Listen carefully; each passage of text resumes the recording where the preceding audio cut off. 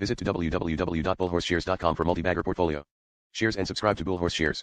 This video is only for educational purpose, not liable for any financial losses. Let's start the video. Hello friends, how are you? This side Gurcharan. स्वागत है आप लोगों का मेरे YouTube channel बुलहॉर्स shares और मेरी website bullhorsshares.com में।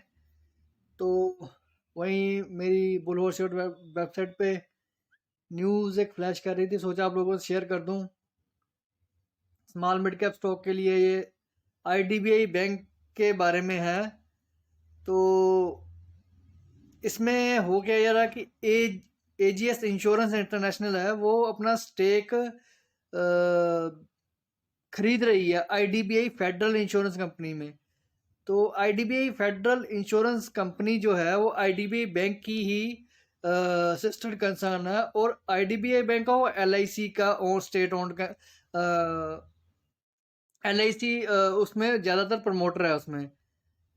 तो हो क्या रहा है, IDBI इंश्योरेंस कंपनी में AGS इंश्योरेंस अपना स्टेक बाय करेगी, तो 49% बाय करेगी। तो उसमें होगा क्या कि 23% जो IDBI बैंक की होल्डिंग है IDBI फेडरल इंश्योरेंस कंपनी में, वो IDBI बैंक सेल करेगा। और सेल किसको करेगा? AGS इंश्योरेंस को सेल करेगा। तो सीधा सीधा AGS इंश्योरेंस कंपनी और सीधा सीधा कहने का ये मतलब है कि बैंक का, मैंने जैसे भी आप लोगों को सेंट्रल बैंक की भी न्यूज़ बताई थी कि जो काम जिसको हिस्से में आना चाहिए उसी के हिस्से में ही जाना चाहिए। वो हाउसिंग फाइनेंस का काम नहीं कर रहा था सेंट्रल बैंक, उसीलिए उसने अपना स्टेक सेल किया था। तो यहीं पे भी जो इंश्योरेंस की अच्छी कंपनी AGS इंश्योरेंस, वो टेक ओवर करेगी IDBI फेडरल इंश्योरेंस कंपनी को। जो स्टेक, बड़ा स्टेक हिस्सेदारी वो IDBI बैंक के पास है, वो सेल करेगी AGS इंश्योरेंस को। तो चलिए आगे न्यूज़ में आपको समझाता हूँ। IDBI बैंक जो आल्सो लुकिंग टू 4% हिस्सेदारी जो ज्वाइंट वेंचर फेडरल बैंक के साथ चल रहा है उसको भी बेचेगी आगे। ठीक है जी। तो बाकी ये आज ही की न्यूज़ है, 5:30 बजे न्यूज़ आई है। IDBI bank has enter to final lap of selling 23% stake of IDBI federal life insurance company to AGS insurance international. तो वही जो मैंने आप लोगों को समझाया कि IDBI बैंक के पास हिस्सेदारी है IDBI फेडरल इंश्योरेंस की, तो वो बेचेगा बेल्जियम AGS इंश्योरेंस लिमिटेड को। Deal is expected to completed Thursday. तो people familiar with this matter, इस मैटर के साथ लोग जानकार भी हैं। तो stake buy will help AGS life AGS raise its stake insurance joint venture to 49% from 26%। तो इससे होगा कि AGS की भागीदारी ज़्यादा बढ़ जाएगी। अभी 26% है, 23% और मिल जाएगी, तो 49% होल्डिंग हो जाएगी IDBI फेडरल इंश्योरेंस में। तो ये आगे वही बताया, 4% हिस्सेदारी आगे फिर बेचेगी। जॉइंट वेंचर फेडरल बैंक के साथ चल रहा, तो वही news. At present IDBI bank के पास 48% इंश्योरेंस अपनी IDBI फेडरल इंश्योरेंस में हिस्सेदारी है, और 27% स्टेक सेल वुड, इसके साथ 27% अगर बेचेगा तो उसको 600 करोड़ रुपए मिलेगा, 595 करोड़ रुपए मिलेगा IDBI बैंक को। वैल्यूइंग जो IDBI इंश्योरेंस कंपनी की वैल्यू टोटल है 2200 करोड़ की है, तो 600 करोड़ तो सीधा सीधा इसको इस तरह से मिल जाएगा IDBI बैंक को। तो IDBI बैंक को फायदा होगा उसमें। तो IDBI capital adequacy ratio as per base 3 level was 13.67 at the end of September. Bank which is still under Reserve Bank of India prompt corrective action framework has just raised, अभी इसने 1435 करोड़ का fund भी raise किया था, अपनी हिस्सेदारी बेची थी क्वालिफाइड इंस्टीट्यूशन प्लेसमेंट को के जरिए अपनी हिस्सेदारी बेच के 1435 करोड़ रुपए इकट्ठा किया था। तो वो भी अच्छा ही है अगर हिस्सेदारी बेच रही है। The Life Insurance Corporation of India owned bank, ये लाइफ इंश्योरेंस का बैंक IDBI बैंक आप सब लोगों को पता भी होगा। Talks to divest its insurance stake for the past couple. तो आप सबको पता है कि LIC अपनी हिस्सेदारी बेच रही है। सरकार का पूरा फोकस है कि अपनी हिस्सेदारी जितनी भी है पैसा इकट्ठा किया जाए, सीधी सी बात है। तो काफ़ी सालों से बेच रही है। Last unit announce to share purchase agreement with the AGS and federal insurance bank. IDBI federal life insurance first premium collection between April and November was 319 crore था, अबाउट टू 7.4 करोड़, जो कि इसकी कलेक्शन हुई थी 7.4% कम हुई थी। तो its premium collection in November was 52 crore compared, वो भी थोड़ी सी बड़ी है premium collection. Company earned a profit of 148 crore in, जो आईडीबीआई फेडरल इंश्योरेंस की बात हो रही है, 148 करोड़ का प्रॉफिट कमाया था लास्ट ईयर, 133 करोड़ का।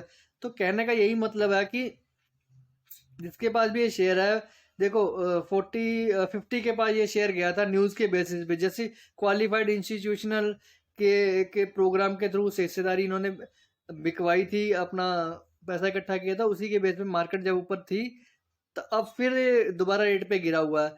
मैं आप लोगों को जिसके पास यही एवरेज करने की सलाह दूंगा आप लोगों को। उससे पहले आप लोगों को लेवल बताऊं तो पहले रिजल्ट भी अब आप लोगों को दिखा देता हूँ आईडीबीआई बैंक के। ये देखो इसका सारा जो मतलब फाइनेंशियल्स जो कंसोलिडेटेड है, जाके अगर देखोगे 2020 का या 2019 का है, तो इसमें 25-26 हजार करोड़ के पास ये बिजनेस कर रही है, सेल कर रही है। तो उसमें से सारा का सारा पैसा प्रोविजन में ट्रांसफर हो रहा है। देखो 20-20 हजार करोड़ रुपया 2019 में 19,229 करोड़ हुआ, फिर 18,000 करोड़। अगर सारा पैसा प्रोविजन में डाल रहे हैं तो ऑब्वियसली ये लॉस आना जायज ही जायज है। तो इसी की वजह से लॉस दिखाया जा रहा है, एक्चुअल में ये लॉस नहीं है। 12,000 करोड़ का पहले 15,000 करोड़ का लास्ट ईयर में दिखाया गया था। तो एक्चुअल में ये लॉस नहीं है, सारा का सारा पैसा प्रोविजन में ट्रांसफर किया जा रहा है। तो अगर आप लोगों को ये, मैं आप लोगों को लेवल बताऊंगा कहाँ पे ये आप लोग इसमें भागीदारी ले सकते हो। तो उससे पहले जो मैंने आज ट्रेड किया था आप लोगों को शो करूंगा। ये मेरी आज का टुडे का, देखो मैंने 8:53 पे बोल दिया था अगर आज गैप अप हुई 14,000 के पास तो वहां पे सेलिंग आएगी ही आएगी। तो सेलिंग आई 11,300 13,380 के पास मार्केट जाती है, वहां से मार्केट फिर गिरती है। तो मार्केट की बाइंग थी जो 13,850 के पास बाइंग, स्टॉप लॉस लगा के वहां पे बाइंग बन रही थी। और उसके बाद जो आज मैंने ट्रेड ली है आप लोगों को मैं शेयर करूंगा। पहले डेल्टा कॉर्प में इसमें मूवमेंट ही नहीं हुई है, इसमें सीधी सी बात है, हमने बाय तो किया था पर इसमें मूवमेंट नहीं। कोल इंडिया को बाय किया तो इसको 136 के पास इसको मैंने बुक कर लिया था। एस्कॉर्ट्स को बाय किया था 1255 के पास बाय किया था, 1274 तक गया, वहां पे बुक किया था। फिर उसके बाद आईसीआईसी जनरल इंश्योरेंस को सेल किया, वो स्टॉप लॉस हिट हो गया मेरा। गुजरात अल्कालीज को बाय किया था 360 के पास बुक कर लिया था। देखो मार्केट का मैंने पहले ही बोल दिया था सेलिंग आएगी 13,850 के पास सेलिंग आएगी, वहां पे हम बाय करेंगे। फिर उसके बाद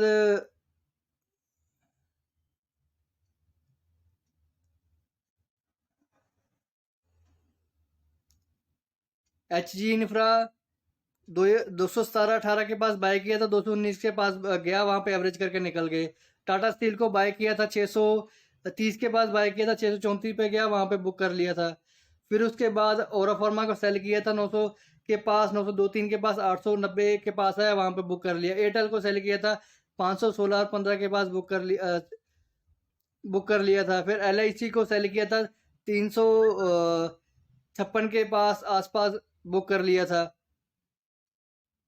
कैनफिन होम को सेल किया था तो उसको भी 492-93 के पास बुक कर लिया था सेल करके। फिर उसको फिर मैंने 1149 पे बोल दिया था 13,900 स्पोर्ट मार्केट सपोर्ट ले रही है, 14,000 तक मार्केट जाएगी, 13,880 के से नीचे ही मैं बियर दोबारा बनूंगा। फिर इंडिगो को सेल किया था, उसमें थोड़ा सा मैं 3-4 रुपये का स्टॉप लॉस हिट हो गया था। वोल्टास को सेल किया था 811 के पास बुक किया। फिर महिंद्रा एंड महिंद्रा को सेल किया था 706 के पास बुक किया। फिर HDFC लाइफ को सेल किया था 666-65 के पास बुक किया था। फिर उसके बाद 13,900 के ऊपर मैंने बाय बोल दिया था, 14,000 तक मार्केट का मेरा टारगेट था, वहां पे 14,000 मार्केट, आपको सबको पता है मार्केट आज ऊपर ही बंद हुई थी।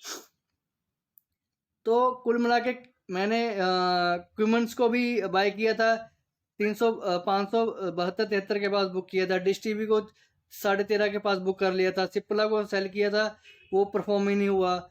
हॉवल को सेल किया था, वो स्टॉप लॉस हिट हो गया। उसके बाद हिंडाल्को को 236 के बाद बुक किया, इंडास टावर को 237 के पास बुक किया था, कटकिया सीमेंट को 198 के पास वहाँ पे बुक किया था, जीएनए में स्टॉप लॉस हिट हो गया थोड़ा सा। तो कहने का मतलब 14 इंट्राडे कॉल्स मैंने बुक किए थे। तो जिसको भी इंट्राडे कॉल्स के लिए ज्वाइन करना है इजीली मेरे साथ ज्वाइन कर सकता है। और जो आईडीबीआई बैंक का मैं आप लोगों को बोल रहा हूँ कि ये अभी गिरने की कंडीशन में ही है, सेलिंग इससे अगर आप लोगों को 24 के पास अगर शेयर मिलता है, 24 के आसपास 25 रुपये के आसपास मिलता है, तब आप इसमें इजीली आप बाइंग कर सकते हो, या उसका स्टॉप लॉस लगा के बाय करके अकोमुलेट लॉन्ग टर्म के लिए रख सकते हो। शॉर्ट टर्म के लिए कोई मेरा व्यू नहीं है इसके ऊपर। तो दोबारा ये अपना रिज्यूम करेगा 35-40 के पास दोबारा ये शेयर जाएगा, तब वहाँ पे लॉन्ग रन में आप 6-7 महीनों के अंदर आपका पोजिशंस 30-40% की रिटर्न एक्सपेक्ट कर रहा हूँ स्टॉक में। बट आप लोगों को अगर लेवल पे मिलता है 24p के पास, तो उसके नीचे रखने का मतलब नहीं बनता है, ठीक है। वहाँ से फिर ज़्यादा गिर जाएगा स्टॉक, 18 के पास चल जाएगा अगर वो ब्रेक करता है। तो बाय तो है ही है स्टॉक, का डिप्स पे बाय करोगे तो ज़्यादा बेहतर होगा आप लोगों के लिए। तो आईडीबीआई बैंक का यही मैं आप लोगों को बोलूँगा, अगर हिस्सेदारी बेच रहा है इंश्योरेंस कंपनी में, उसके पास पैसा आएगा, वो कहीं ना कहीं आके यूटिलाइज करेगा उस पैसे को। तो वही उसकी मतलब कैपिटल एडिक्वेसी रेशियो को बढ़ाएगा। तो वीडियो बनाने का यही मेरा पर्पस था। लेवल पे बाय करो और प्रॉफिट को आप लोग आपके हाथों में होता है, ज़्यादा से ज़्यादा मैक्सिमाइज कर सकते हो। वीडियो आप लोगों को अच्छी लगी है तो शेयर करो, लाइक करो। Thanks, Gurcharan hair.